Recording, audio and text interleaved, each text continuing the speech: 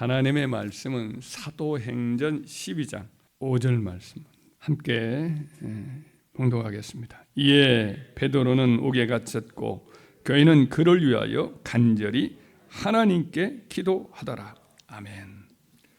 오늘 아침에는 믿음 없이 드린 기도도 주님이 받으시는가에 대해서 잠시 한번 묵상해 보도록 하겠습니다. 오늘 본문 말씀을 보면 헤롯 아그리파 1세 분봉왕이 유다 백성의 환심을 사려고 교회를 핍박했습니다. 그래서 당시 이제 예루살렘 교회의 종교 지도자였던 야고보 사도를 잡아서 칼로 이미 죽였습니다. 그러자 유대인들이 아주 기뻐해요. 이제 기독교의 부흥을 보면서 당시에 유대교의 지도자들은 이걸 굉장히 시기를 했는데 분노했는데 이렇게 왕이 자기들 편에 서가지고 기독교회를 박해하니까 너무 기뻐해요. 그러자 헤롯은 또 유대 민중들의 대다수의 이제 백성들의 환심을 또 사려고 이번에는 또 사도 베드로를 또 체포했습니다. 그 당시가 무교절 기간이었기 때문에 유월절과 무교절이 8일 동안 이어지는데 그 기간이었기 때문에 명절이 지나면 이제 공개 처형을 하려고 작정을 했습니다. 교회는 이 일을 겪으면서 굉장히 이제 당황하지요. 야고보 사도도 죽었는데 또 이번에는 또 사도 베드로 초대 예루살렘 교회의 거의 수장과 같은 베드로까지 이렇게 이제 처형을 당할 그런 위기를 만나니까 교회가 이제 삼삼오 모여서 이제 기도를 시작합니다. 특별히 이제 마가 요한의 어머니 마리아 집이 크고 거기서 종종 많이 모였기 때문에 거기서도 기도하고 있었습니다. 성도들 생각에는 이번에 이제 베드로가 잡혔는데 인간적으로는 어떻게 살려낼 길이 없습니다. 헤롯 아그리파 1세가 아주 강경하고 유대 민중들이 환호를 하고 있고 그래서 정치적인 이번에 핍박을 지금 당하는 것임을 알고 있음에도 불구하고 어떻게 할 방법이 없는 거예요. 그래서 절망 중에 이제 기도의 끝만 놓치지 않고 있는 거죠. 그렇게 이제 무교절 기간이 끝나가 다음날 아침이면 베드로 사도가 공개 처형을 당할 날이었습니다. 희망이 없는 중에도 성도들은 모여서 계속 기도를 한 거죠. 근데 오늘 본문의 말씀을 이렇게 전후를 이렇게 보면 성도들이 믿음이 없이 그냥 그래도 어쩔 도리가 없으니까 기도만 한 거지요.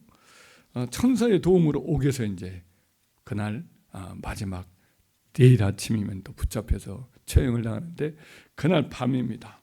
천사가 나타나서 베드로를 그 16명이죠. 사사 16. 16명이 4명씩 조를 짜가지고 6시간 이제 교대 근무를 하면서 철저하게 이제 베드로를 이렇게 붙잡고 있는 그런 상황인데 거기서 하나님이 기적적으로 천사를 보내서 베드로를 밖으로 나오게 역사를 하셨어요. 그래가지고 이게 꿈인가 생신가 모르게 그런 가운데 나왔던 베드로가 마가 요한의 집에 찾아와가지고 대문을 두드렸습니다.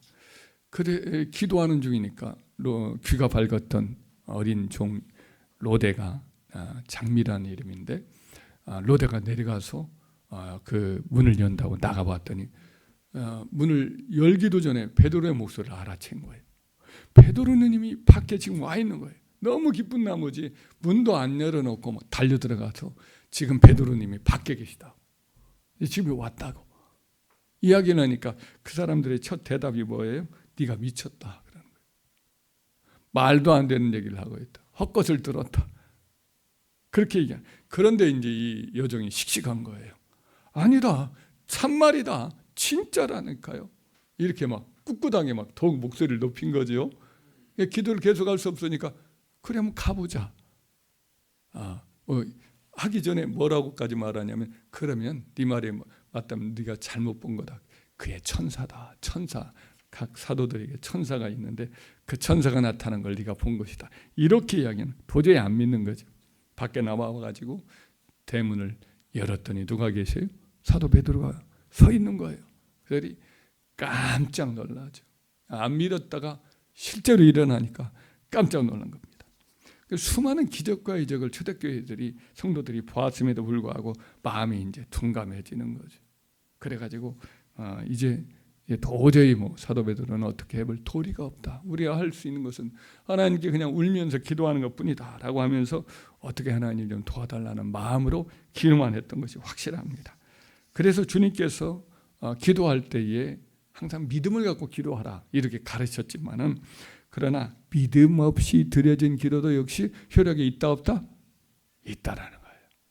할렐루야. 이거 굉장히 큰 희망이죠. 큰 우리에게 용기죠. 왜 우리가 믿음 없이 기도할 때가 있어요, 없어요? 하나님 들어주실까 하면서 기도하다 보면 힘이 없어요. 이거 기도하다가 또 힘이 방기고, 기도를 그냥 주저앉고 기도말이 흐려질 때가 있어요, 없어요? 그럴 때가 많죠. 네. 그런데 오늘 본문의 말씀을 보면 이 성도들의 믿음이 없이 드린 기도가 하나님께 상달되더라 이거. 할렐루야. 또한 예를 하나만 얘기를 드리자면, 주님 앞에 자기 아들이 간질병이 걸렸고 어렸을 때부터 늘 귀신이 막 역사를 하면 불에도 더 던져놓고 물에도 집어넣고 아이를 죽이려고 한 적이 한두 번이 아닌 이 아이 때문에 고생을 하는 아버지가 예수님의 소문을 듣고 예수님에게 나온 적이 있습니다. 근데 마침 예수님께서 변화산에 올라가 가지고 거기서 간절히 이제 철야 기도를 하고 그러고 때니까 제자들만 남아 있을 거예요. 한 9명 정도의 제자들만 산 아래에서 기다리고 있는 때인데, 그때 마침 예수님 안 계실 때 온 거예요. 그래가지고 제자들에게 이 아이 좀 고쳐달라고 하는데, 제자들이 기도 않고 그냥 마음에 들 이 세상적인 욕심으로만 그때 있을 때여서, 그래서 기도한다고 하는데도 전혀 아무런 효과가 없는 겁니다.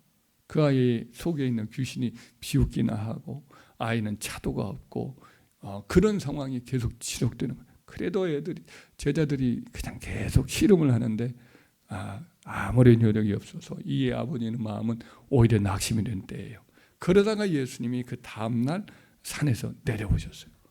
내려오자 이 아이의 아버지가 예수님께 와가지고 자기의 아들 얘기를 하고, 제자들이 전혀 고치지 못했다는 얘기하면서 뭐라고 말하냐면, 그러나 무엇을 하실 수 있거든 우리를 불쌍히 여기서 도와주옵소서. 뭐 좀 할 수 있습니까? 한다면 좀 어떻게 좀 손 좀 써보세요. 이런 말이지요. 아이를 고칠 수 있다는 믿음이 없어요. 제자들 봐도 아무런 효과가 없고 소문은 다 뜬 소문에 불과했구나 라고 생각하고, 그렇지만 어떻게 이 손 좀 보시려면 한번 도와달라는 이런 취지죠.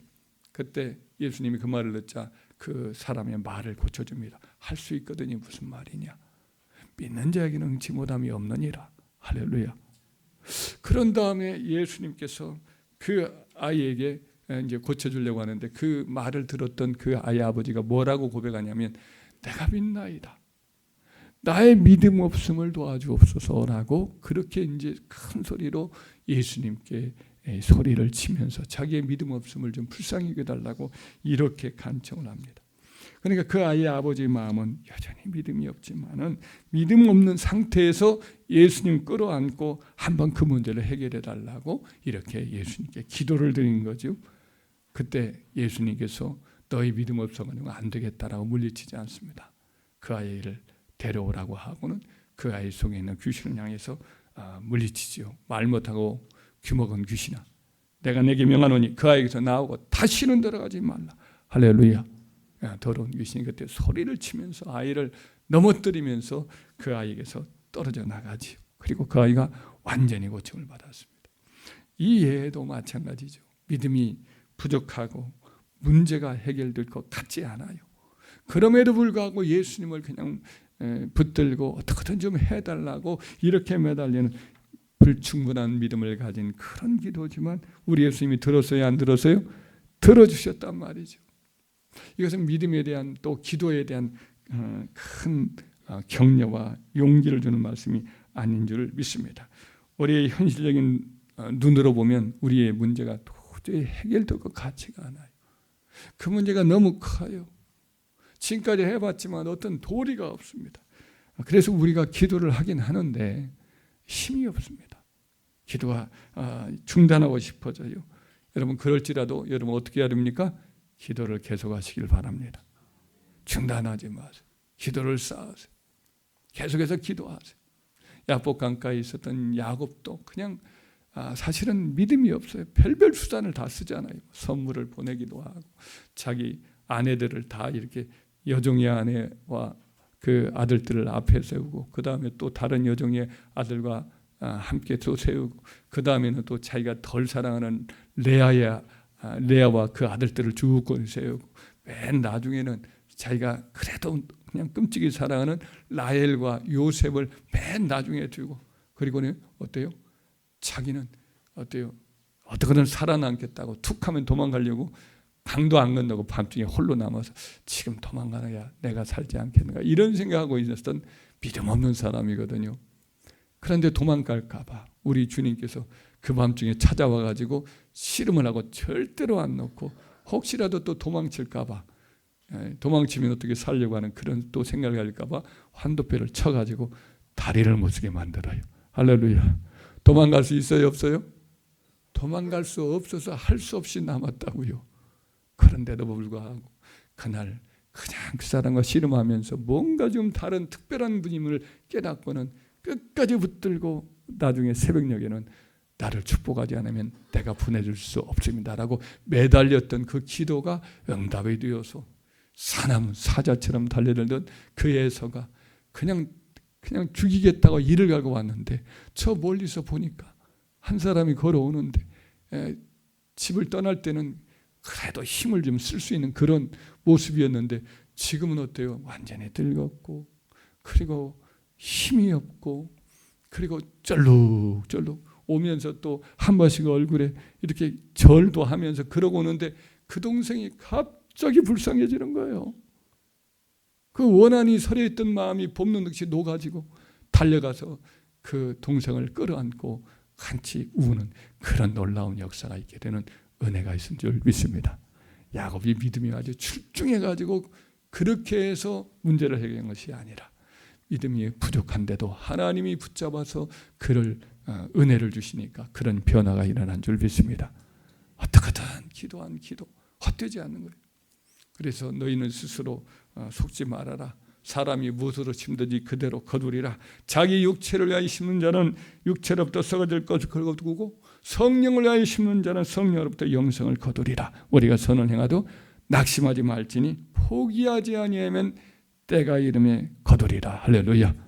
그러니까 우리가 믿음도 부족하고 기도해도 응답될 것 같지 않은 상황은 더 악화되는 경우도 있지만은 그때 끝까지 여러분 기도하고 또 기도를 심는 여러분 되길 바랍니다.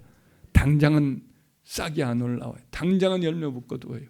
그러나 때가 되면 반드시 그 심었던 기도로부터 믿음 없이 심었던 그 끈질긴 기도로부터 열매가 반드시 거두는 때가 올 것이니까 믿으시기를 주의 이름으로 축원합니다.